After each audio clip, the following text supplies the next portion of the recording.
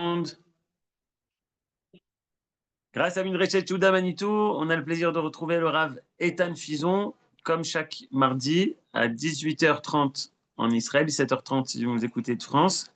Et je ne sais pas si tu vas continuer sur le thème général ou tu es déjà lancé sur Elul. En tous les cas, tu peux ouvrir ton micro. Et Bechavod Eitan. Shalom, shalom. Alors, Erev Tov Lekoulam, on a annoncé effectivement qu'aujourd'hui, on allait parler de la Teshuvah et que la semaine prochaine, on parlerait de Rosh Hashanah, puisque voilà. Et après, on est en plein dans la cuisine, puisque mardi dans 3 semaines, c'est Rosh Hashanah.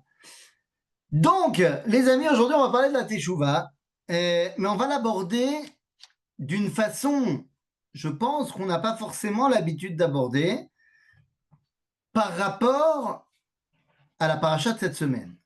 Je dis qu'on n'a pas l'habitude d'aborder par rapport à la paracha de cette semaine, la Teshuvah, puisque la paracha qu'on appelle paracha de la Teshuvah dans la Torah, c'est la semaine prochaine. Dans la paracha de Nitzavim, dans la Torah, dans le livre de Dvarim, c'est les versets qui nous parlent de la Teshuvah. Veshavta ad Hashem Elohecha, ve'ata tashuv, veshamata bekol. Donc ça, c'est la semaine prochaine. Aujourd'hui, cette semaine, il y a une autre dimension de la Teshuvah qui, j'allais dire, est première. Semble-t-il que sans cette dimension-là, il nous manque quelque chose de fondamental dans notre relation à Dieu. Alors les amis, on va y aller directement, hein, sans intermède.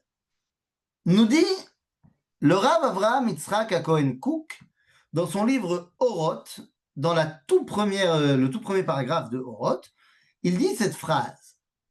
Eretz Israël, vous savez quoi, je vais essayer même de vous la trouver, comme ça vous l'aurez devant les yeux. Petite seconde, dans une seconde, c'est fait. Hop, hop, hop, tac. Hop là, iné. Comme ça, je vous mets tout devant les yeux. Hop, hop, tac, tac, tac, tac, tac. En attendant, si Johan, tu peux me laisser partager. Oui, c'est déjà Coast. Eh ben, parfait, parfait, parfait, parfait, parfait. Iné. Où est-ce que tu es?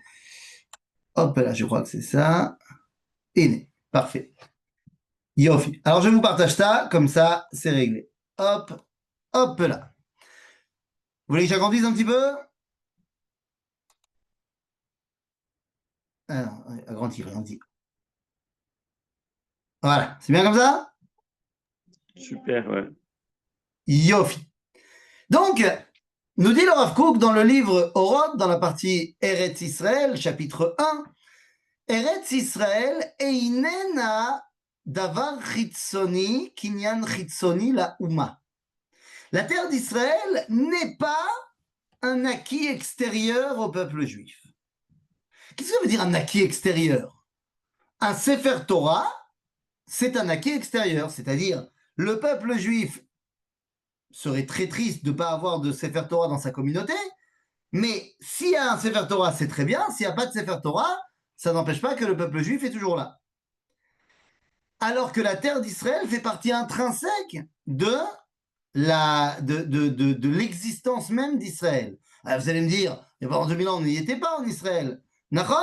Et donc pendant 2000 ans, on n'avait pas réellement notre identité. Alors, si on n'a pas de Sefer Torah, on aura quand même la Torah. La Torah, elle est d'abord une transmission de génération en génération, et on n'a pas forcément besoin du Sefer Torah. Bien sûr qu'on veut le Sefer Torah, c'est pas la question. Mais vous comprenez, ici, nous dit le Rav Kook, la terre d'Israël ne fait qu'un avec le peuple juif. Et il nous dit, donc, ce n'est pas un acquis extérieur, rak betoch emtsaï la matara shel ha'itagdut haklalit, varzakat kiyuma hachomri ou afilo haruchani. La terre d'Israël n'est pas là simplement pour permettre aux Juifs de se réunir. Eretz Israël, hi chativa atzmutit, kshura bekesher chaim im hauma, chavuka bezgulot penimiyot im metziuta. La terre d'Israël et le peuple d'Israël sont deux parties, si vous voulez, d'une même pièce. La terre d'Israël et le peuple juif ne font qu'un. Ze chativa atzmutit. Et c'est la raison pour laquelle, lorsque le peuple d'Israël n'est pas en terre d'Israël, eh bien, il lui manque quelque chose pour la Teshuvah. C'est quoi ce qui lui manque pour la Teshuvah? Eh bien, il y a une dimension fondamentale dans la Teshuvah qui s'appelle la Simcha. Ah oui, quand on parle de Teshuvah, on ne parle pas forcément de Simcha avec, puisque quand on parle de Teshuvah, très souvent, eh bien, on se mortifie. Mais ça, c'est l'influence chrétienne. La Teshuvah est quelque chose d'extrêmement joyeux, puisque chaque événement, chaque étape dans ma Teshuvah me rattache d'Akadosh Baruch Hu, me rapproche de lui. C'est super. Mais le problème, c'est que lorsque je suis en exil, je suis soumis à une tristesse perpétuelle. Notre paracha vient nous dire Vehaya kitavo el haaretz. Mais c'est Vehaya kitavo el haaretz. Eh bien, on se rappelle de nos cours d'Ulpan. On se rappelle qu'en hébreu, le mot haya, c'est un passé, mais le vav, et c'est un truc qui existe que en hébreu, qu'il y a le vav conversif, qui va transformer le passé en futur et le futur en passé. Yehi est un futur, va yehi devient un passé. Haya est un passé, ve haya devient un futur. Le truc, c'est quoi? Je vous ai amené dans la source numéro 3, mais c'est quelque chose qu'on connaît. Dit le Rachaim Akadosh, ve haya ki tavo el haaretz amar ve haya leshon simcha. להעיר שאין לשמוח אלא בישיבת הארץ. ועל דרך זה אמרו, אז ימלא שחוק פינו ולשוננו רינה. Nous dit le Rachaim Akadosh extraordinaire. Ve'aya, c'est une joie. Mais d'abord, avant d'arriver sur la terre d'Israël, comprenons bien pourquoi est-ce que le Ve'aya devient une joie alors que Haya, c'était du passé, et le Vayehi devient une tristesse. Parce que la Gemara nous dit Ve'aya, c'est Belashon Simcha, c'est joyeux. Vayehi, c'est triste. Et la raison est toute simple. Le passé, il est passé. Donc, soit il était mauvais, et donc me rappeler de mon passé mauvais, ça me met dans la rasra. Soit mon passé était très bien, très sympathique, mais m'en rappeler, ça me rend nostalgique, et je suis de nouveau dans la rasra parce que c'est passé. Donc, lorsque tu prends un futur qui est tout l'inverse, le futur est plein de promesses, le futur peut amener à tout et n'importe quoi. Donc, le futur, il est par définition joyeux. Lorsque tu prends un yehi, qui est un futur, et tu le figes en passé, vayehi, c'est tsara, c'est une tristesse. Mais quand tu prends un passé et tu lui réinsuffles l'espoir du futur, haya vehaya, zesimcha. Mais ce que rajoute ici au Rachaim Akadosh, c'est que ce n'est pas simplement une simcha stam, c'est la simcha d'être en Eretz Israël. Pourquoi? Pourquoi est-ce une simcha de revenir en Eretz Israël? Eh bien, parce que, on parlait de Teshuvah tout à l'heure, quelle est la Teshuvah qui est mentionnée dans la Torah? Eh bien, la Teshuvah qui est mentionnée dans la Torah de la semaine prochaine, c'est Veshav Hashem Veshav Ekibetzra Mikol Ha'amim. C'est que Dieu va nous ramener de tous nos pays où on était en exil. En d'autres termes, la Teshuvah et le retour et l'implantation en terre d'Israël sont intimement liés, et tout ça, ça nous rend joyeux. Et la simcha, eh bien, c'est un tenant, c'est une condition sine qua non de la teshuva. Et donc, notre paracha commence en nous disant Vehaya kitavo el haaretz. Tu vas venir en Israël, sache que c'est bien. C'est ça.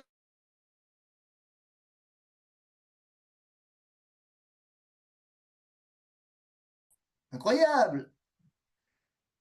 Vehaya kitavo el haaretz. Tov. Beseder. Vehaya kitavo el haaretz, on a compris. La simcha comme tenant, comme sine qua non de la teshuva. Maintenant qu'on a dit cela, notre paracha va nous emmener ailleurs.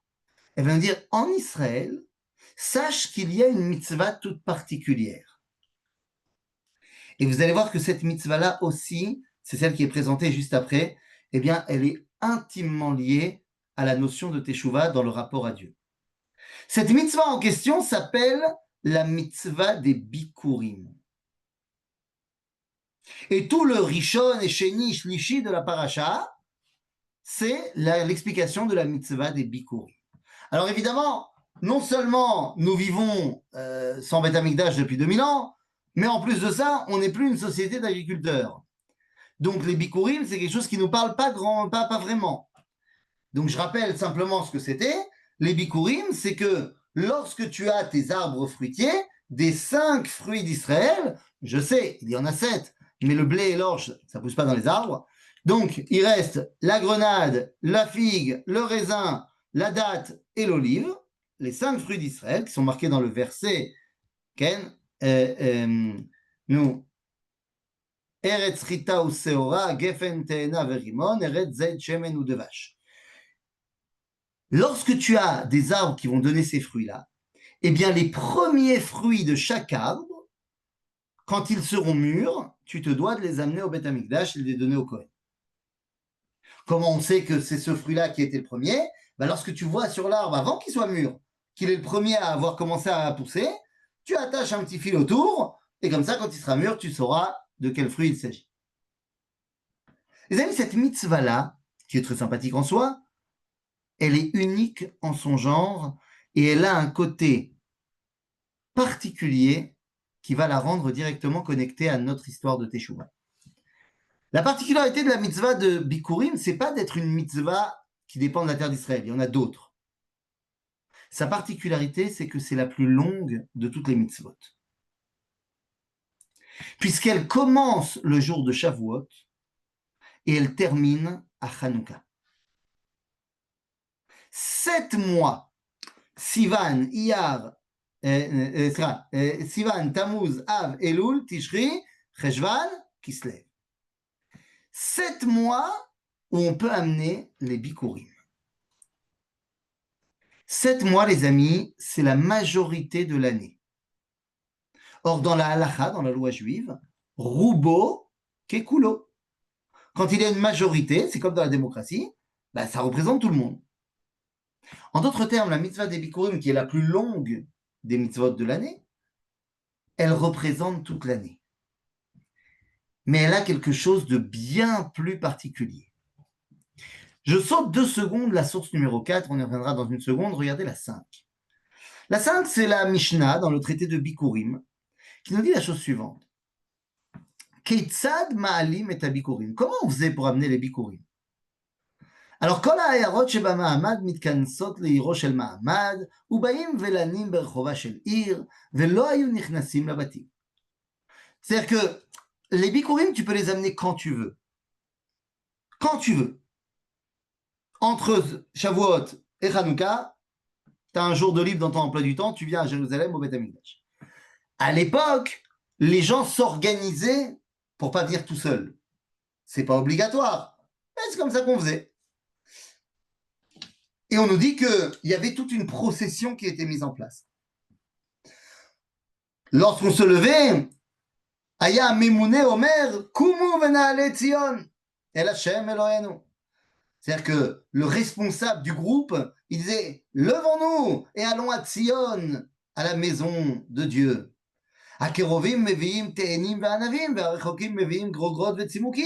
Ceux qui habitent les plus près, ils amènent des fruits frais. Ceux qui viennent de loin, ils ont fait sécher leurs fruits, ils amènent des fruits secs. Et on fait avancer à Shor Olech Lifneem. On fait avancer un bœuf devant, Vekornav sera Metsupot Zaav. On a versé de l'or sur ses cornes.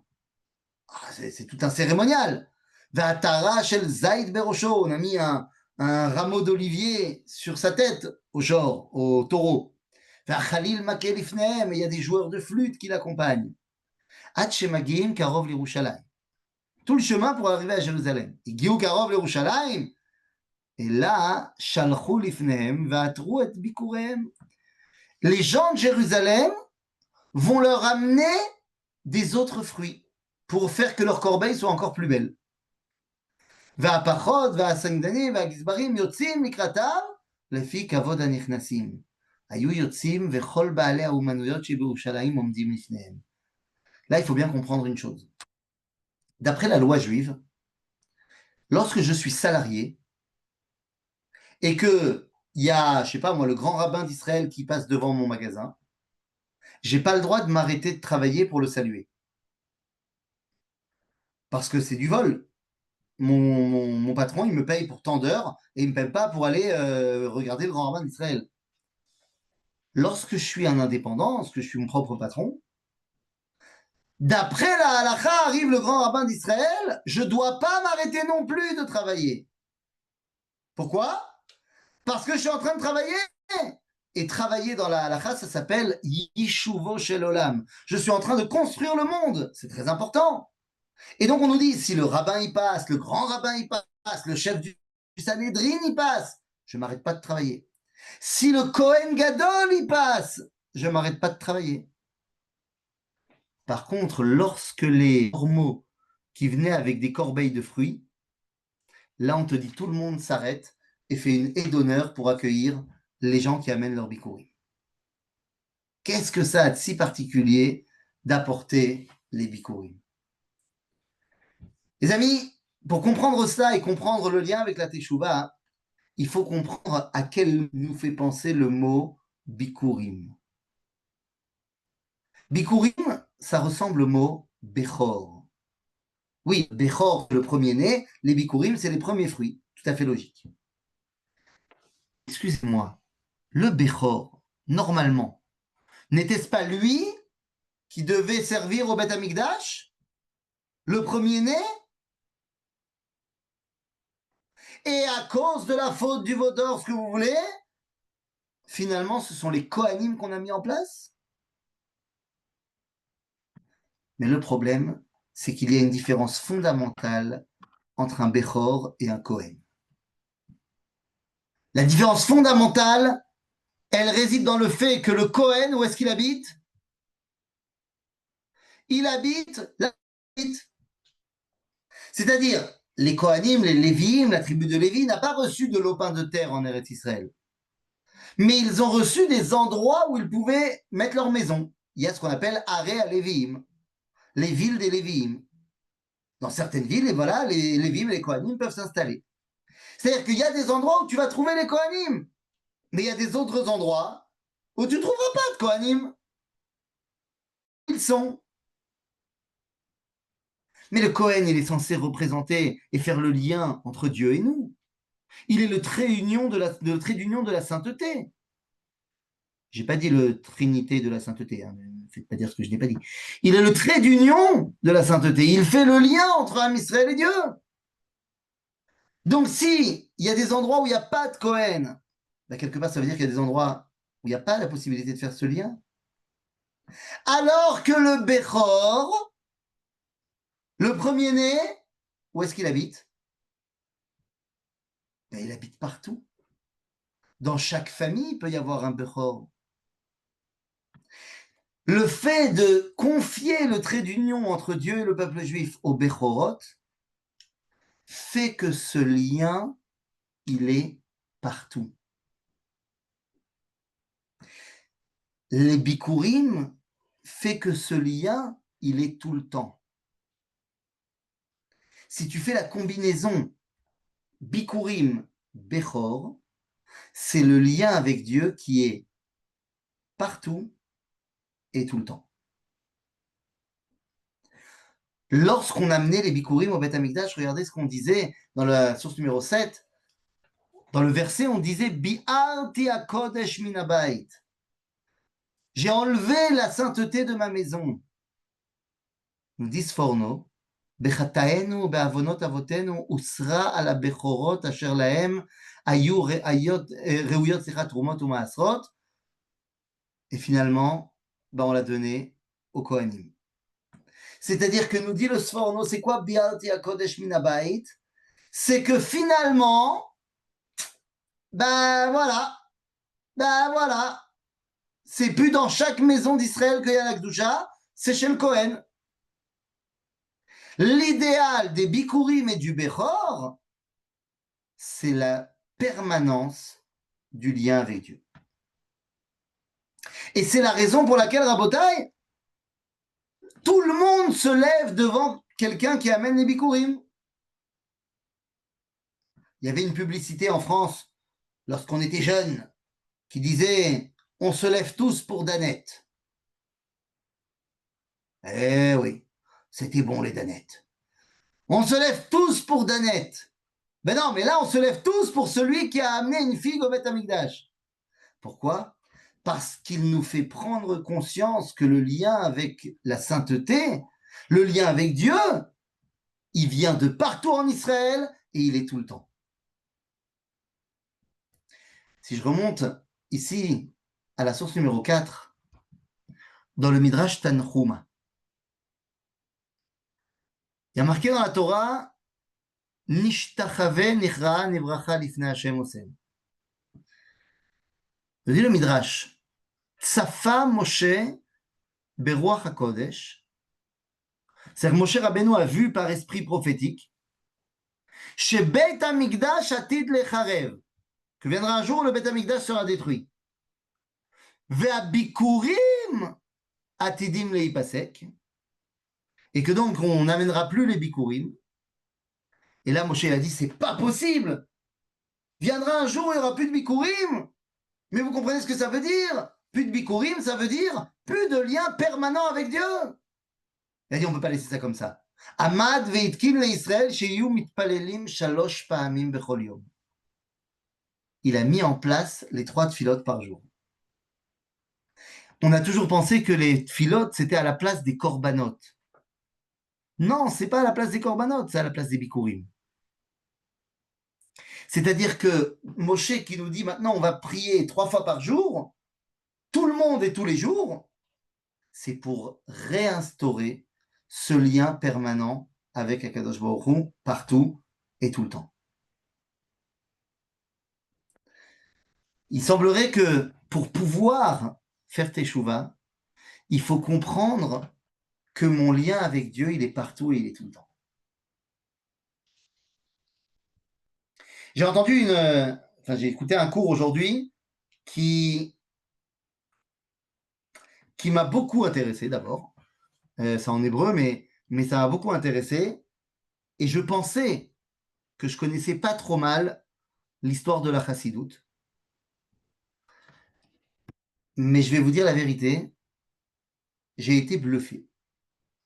Parce qu'on m'a expliqué dans ce cours à quel point le monde de la chassidoute actuelle, Chabad et Breslev mis à part, le monde de la chassidoute actuelle, à quel point il est éloigné du Baal Shem Tov. Il est éloigné de la chassidoute d'origine. Pour ne donner qu'un exemple, la chassidoute aujourd'hui, c'est où tu fais partie de l'équipe ou tu fais pas partie de l'équipe. C'est très, très, très, très, très, très, très dur, voire impossible, de rejoindre une chassidoute. Alors que c'est tout l'inverse de toutes les histoires du Baal Shem Tov, qui va aller chercher monsieur le juif Pachout, qui était illettré, qui arrivait à dire l'alphabet, et c'est ça qui faisait les plus belles filotes du monde. C'est-à-dire que le Baal Shem Tov, son enseignement, va être justement ça. La permanence de ton lien avec Akadosh Baruch Hu. Partout et tout le temps. Alors vous allez me dire, ouais, mais tu as commencé le cours en parlant de la terre d'Israël comme étant un tenant. Je dis, Nachon, la terre d'Israël est un tenant. Celui qui n'y est pas encore, comment il fait pour un peu s'éretz israéliser? Il dit l'an prochain à Jérusalem.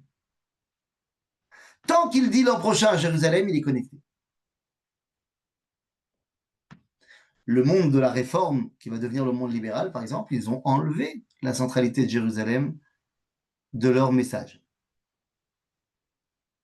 Alors j'ai compris, la teshuva, c'est prendre conscience que mon lien avec Dieu, il est permanent et il est partout. Il n'y a pas un moment où je fais teshuva plus qu'un autre. Le Rambam nous dira, bien que la teshuva soit toujours bien, entre Rosh Hashanah et Yom Kippour, elle est encore mieux. Bon, mais ça, on en parlera entre Rosh Hashanah et Yom Kippour. Mais, nous dit le Rambam, la teshuva, yafa leolam. On peut toujours se rapprocher d'Akadosh Baruch Hu. Parce que c'est ça le propre de ma relation avec lui. la permanence et tout le temps. Seulement, on a dit, ce lien-là, pour qu'on le comprenne bien, on a besoin de la terre d'Israël. C'est ce qu'on a dit au tout début. Mais on a besoin d'une autre chose. Imaginez-vous, vous êtes en terre d'Israël, mais en terre d'Israël n'est pas présent Klal Israël. C'est-à-dire, nous sommes sous le mandat britannique, ou alors sous l'Empire ottoman, ou alors sous les croisés, ainsi de suite. Il y a des juifs en Israël, mais ils ne forment pas le clan. Que faire? La Teshuvah passe, un, par la terre d'Israël, et deux, par l'attachement au clan Israël. Parce que la connexion permanente avec Dieu, pour qu'elle arrive jusqu'à moi, l'individu, elle passe d'abord par le klal. Exemple tout simple, on a dit, Moshe, il a dit, il n'y a plus de bikurim, pas de problème, 3 tfilotes par jour. Sauf que, si moi, bon, moi je ne suis pas un exemple, parce que moi je suis un mécréant, mais disons que vous avez, parmi les rabbinim qui vous enseignent à Medreshet Yehuda, il y a des tzadikim, prenez le Rav Ackerman, prenez, je ne sais pas qui sont toutes les personnes qui enseignent à la Medreshet Yehuda, mais vous connaissez tous plein de tzadikim, le Rav Kling, le Rav Bochko, le Rav Aviner, le Rav Cherki, évidemment. Bon, bah, vous prenez 9 de ces méga rabbins, vous les mettez dans une pièce, à l'heure de Mincha, eh bien, ils ne pourront pas prononcer les mots de la Kedusha. Pourquoi? Parce que tant qu'il n'y a pas Klal Israël, il n'y a pas de sainteté. À l'inverse, dans la salle d'à côté, vous avez 10 vendeurs de cornichons du chouk qui n'ont pas étudié un verset de la Torah depuis 20 ans, mais ils sont 10 juifs qui sont réunis ensemble, c'est Klal Israël. Et donc là-bas, il y a Minyan, on peut dire la Kedusha. En d'autres termes, la sainteté et mon rapport permanent avec Dieu passe par la terre d'Israël et passe également par la connexion avec le clan Israël. Et c'est pour ça d'ailleurs dans notre paracha de Kitavo, qu'on nous dit que si jamais on part en cacahuète, c'est quoi la punition ultime du peuple juif? Ben, c'est l'exil. Parce qu'en exil, on n'est plus clan Israël. Alors maintenant qu'on a compris les 2 premiers éléments de la reconnexion à Dieu, à savoir la terre d'Israël et clan Israël, quid de la Torah? Comment je vais revenir et me rattacher à Dieu sans la Torah? Alors, la Torah, je peux l'étudier. Je peux me poser, me faire un loose, un programme, un calendrier très clair. Je vais étudier la Torah petit à petit et au final, je connaîtrai toute la Torah. Très bien. Mais avant de commencer à étudier, il faut que tu vibres pour la Torah. C'est-à-dire qu'il faut que la Torah, ce soit pour toi quelque chose qui est un vrai trésor, une vraie valeur ajoutée. Toi, tu as reçu la Torah et pas les autres nations. Eh bien, dans notre paracha, on nous dit cette phrase dans la source numéro 8. Arour, alors c'est les malédictions qu'on voit dans la paracha de Kitavo, et ces malédictions commencent dans la 5e montée de la paracha, et il y a toute une liste de malédictions qu'on peut très bien comprendre. Genre, maudit soit celui qui couche avec un animal, maudit soit celui qui trompe un aveugle, maudit soit celui qui frappe ses parents. Bon, des choses claires. Et là, on nous dit, Arour asher lo yakim et divrei haTorah azot la asot otam. Maudit soit celui qui ne lève pas les paroles de la Torah. Rashi dira, c'est celui qui ne veut pas étudier toute la Torah. Le Baal Shem Tov qu'on a évoqué tout à l'heure avait une explication tellement plus j'allais dire, viscérale. Le Baal Shem Tov nous dit, c'est quoi Arour asher lo yakim? C'est, vous savez, à la fin pour les Ashkenazim et au début pour les Sfaradim de la lecture, on fait Akba, on soulève la Torah. Eh bien, ce moment-là, procure dans l'assistance une joie profonde. C'est comme si on avait soulevé le trophée de la Coupe du Monde. On dit, ouais, je fais partie de cette équipe-là. Moi, j'ai reçu la Torah. Vezot Torah, cher Sam Moshe Lifnei Bnei Israël. Et donc, nous dit, bah, j'aime bien celui qui ne veut pas faire Akba, il ne veut pas s'enorgueillir d'avoir reçu la Torah. Et c'est une grande erreur. Parce que c'est le troisième pilier pour pouvoir se connecter à Dieu. Eretz Israël, Am Israël, Torah Israël. Bon, on le dit tout le temps. Seulement, là, on comprend que ce sont des trois piliers qui sont nécessaires pour la Teshuvah. Seulement, tout ce qu'on vient de dire dépend d'une chose. À quel point on en est conscient. À quel point on en est conscient. Le judaïsme, c'est d'abord et avant tout du limoud. On veut apprendre comment se connecter à Dieu. Nous dit le Rambam, dans les lois sur la Teshuvah, chapitre 10, loi 6, Davar Yadoua ou Barour. C'est quelque chose de connu, ce que je vais te dire, nous dit le Rambam. שאין אהבת הקדוש ברוך הוא נקשרת בליבו של אדם, אלא עד שישגה בה תמיד, כראוי ויעזוב כל שבעולם חוץ ממנה, כמו שציווה ואמר בכל לבבך ובכל נפשך. אלא בדעת שידעהו. ועל פי הדעת תהיה האהבה, עם מעט מעט, ועם הרבה הרבה. Dit le Rambam, on a une mitzvah de Léov et Hachem. On a une mitzvah d'aimer Dieu. Mais aimer Dieu, ça passe aussi par la date auto. Et la dimension de date va cristalliser la dimension d'amour. Plus tu le connais, plus tu l'aimes. Moins tu le connais, moins tu l'aimes. La Teshuvah, elle est là aussi pour nous réapprendre à connaître Dieu.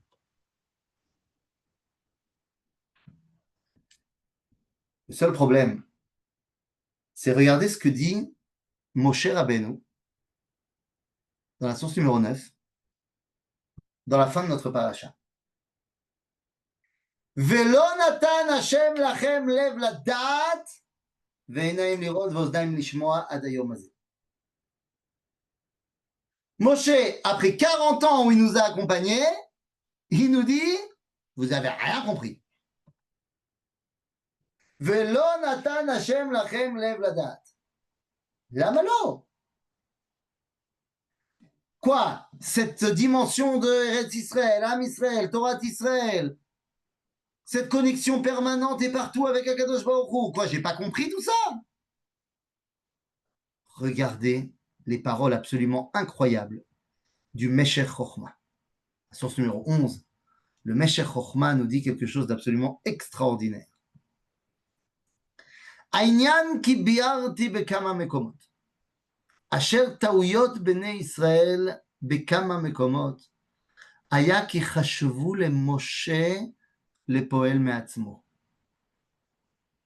Le grand problème des Bnei Israël depuis qu'on est sorti d'Égypte, c'est que Moshe a beau avoir dit, redit et re-redit que rien ne vient de lui, que tout vient de Dieu, vu que dans les faits, c'est lui qui fait, et ben le peuple juif, il a du mal à dire que c'est pas Moshe, à dire que c'est Dieu.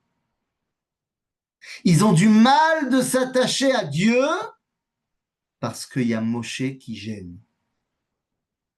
Et donc Moshe dit, donc היה כי חשבו למשה לפועל מעצמו ולכך האל השופע הבדילו מן היוצר, והוא לא היה רק לפה לאלוהים לדבר איתו ולהודות נגע לכלל ישראל.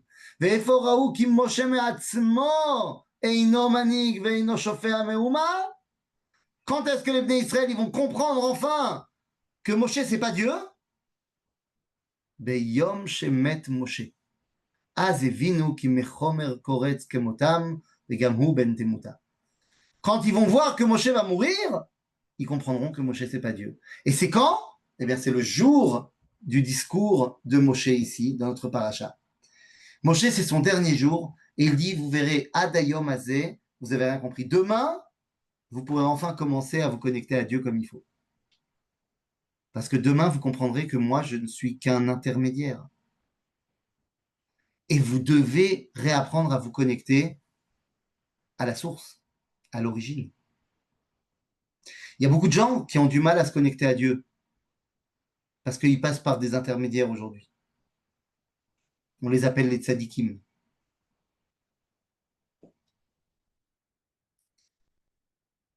Il y a des gens, hein, je ne sais pas si vous avez déjà été sur les kivrei tzadikim.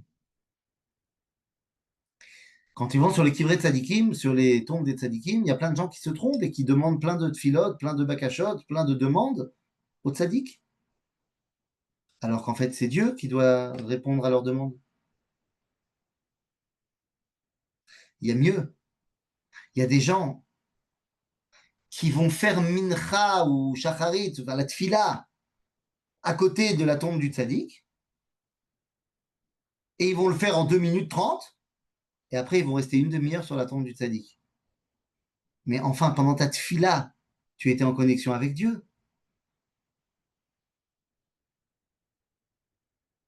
Je ne suis pas contre d'aller chez les tzaddikim, à la condition qu'on n'oublie pas que mon attachement, il doit être avec Dieu. La teshuva, c'est revenir à cette prise de conscience que mon lien avec Dieu, il est éternel, il est permanent, et il est à tout endroit et à toute épreuve. Ça, une fois que je l'ai compris, là, il faut aussi que je le mette là.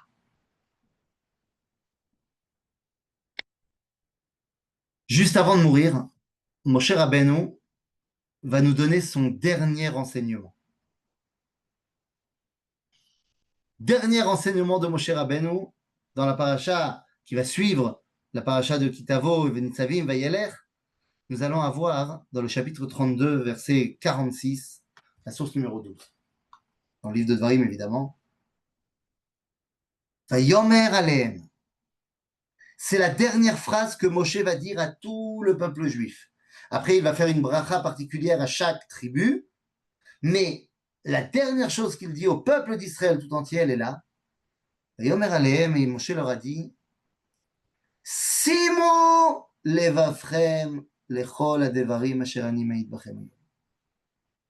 Mettez vos cœurs dans toutes ces choses que je vous ai témoignées aujourd'hui. Mettez vos cœurs. Mettez-vous complètement dans l'histoire. Quelqu'un qui est un ordinateur du judaïsme, il n'est pas connecté à Dieu. Quelqu'un qui est un intellectuel du judaïsme, mais qui n'a pas de cœur, il n'est pas connecté à Dieu.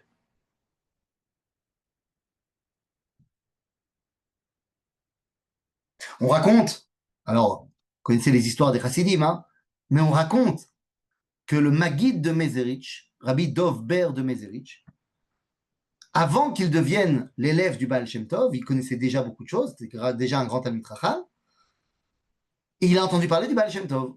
Donc il décide de venir le rencontrer. Et lorsqu'il vient le rencontrer, il est reçu 2 fois par le Baal Shem Tov, et les 2 fois, le Baal Shem Tov lui raconte des histoires à dormir debout sur une fois il était en route avec son cocher, et la charrette elle est tombée, et il y a une roue qui s'est cassée, heureusement j'avais une roue de rechange. C'est ça qui m'apprend. Et donc, au bout de 2 fois où le Baal Shem Tov lui a raconté des histoires aucun rapport, le Maguid, qui n'est pas encore le Maguid, Rabbi Dovber, est très déçu et il veut rentrer chez lui. Il demande à son cocher de se préparer, ils vont partir la nuit même.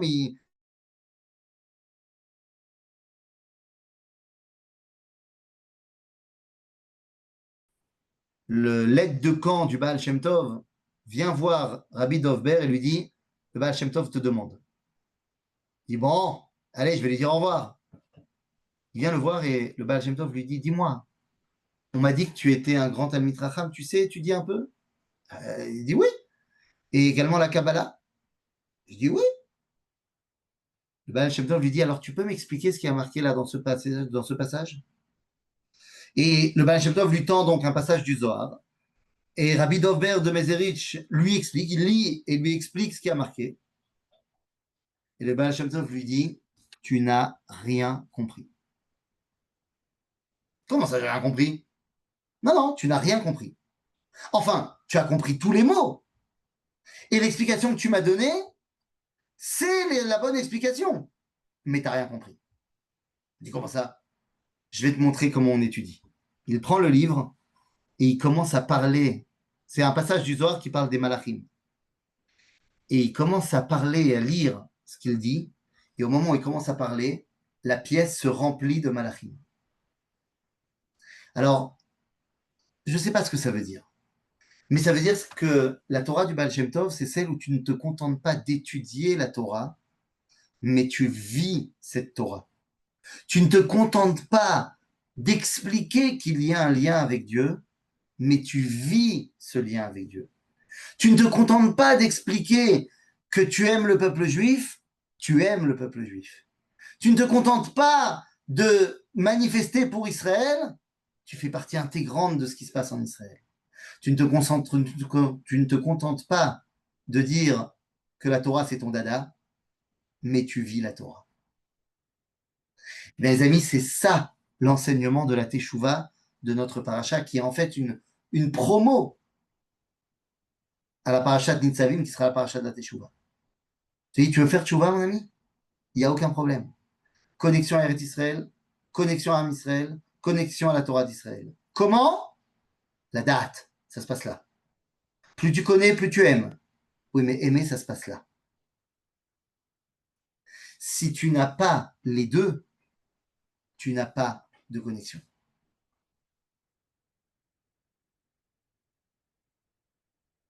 L'endroit où la connexion est ultime, au niveau de l'individu, vous savez où ça se passe? Eh bien, ça se passe dans la chambre à coucher du mari et de sa femme. Au moment où un homme et sa femme s'unissent, ils vivent Hashem Echad. Ils vivent l'unité. Je n'ai pas besoin de vous faire un dessin. Eh bien, pour ce qui est du monde, l'endroit de la connexion ultime avec Dieu, c'est le Beth Amikdash. Le Beth Amikdash est appelé dans le livre de Melachim Cheder Amitot, la chambre nuptiale entre Akadosh Baruch Hu et le peuple juif.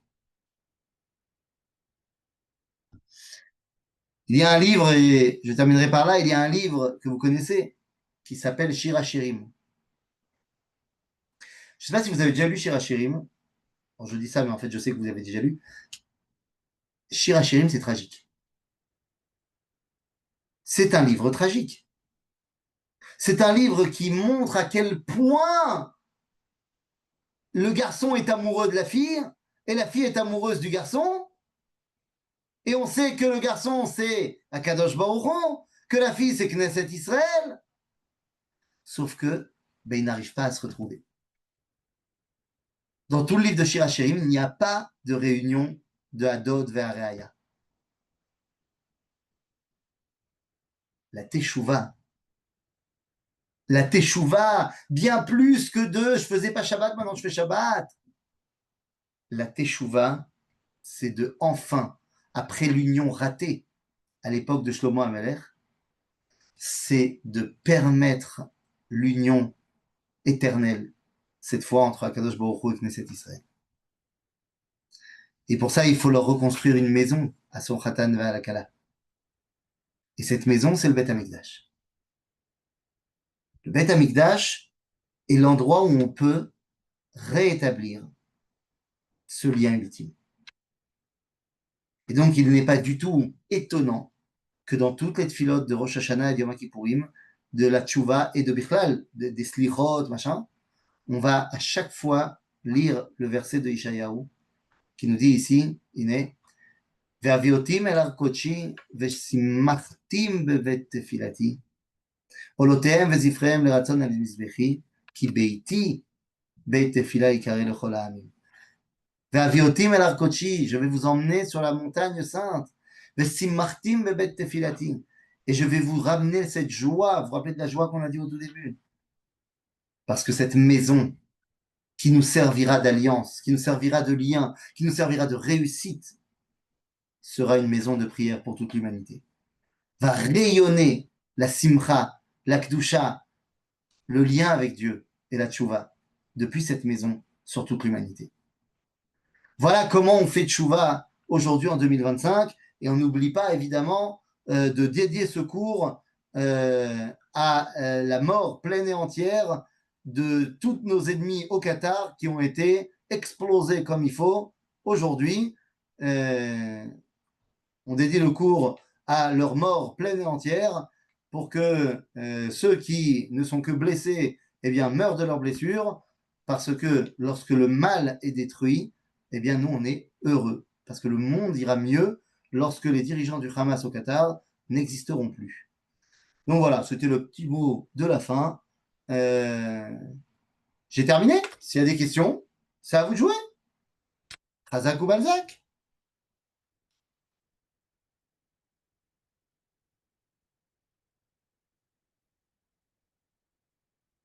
Vous pouvez ouvrir vos micros. Merci beaucoup.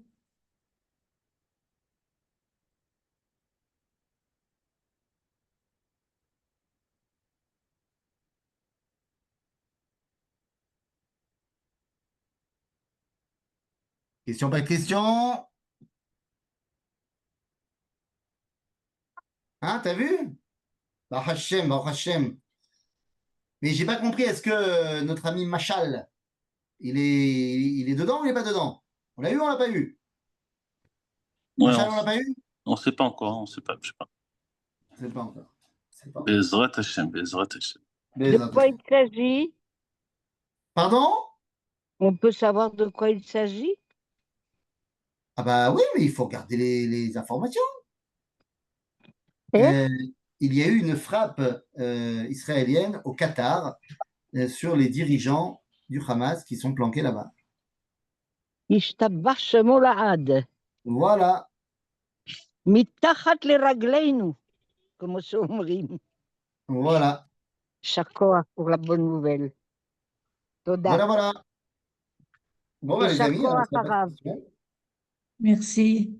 Je vous souhaite une très bonne soirée Merci. et à très bientôt. Bye. Chazak Baruch.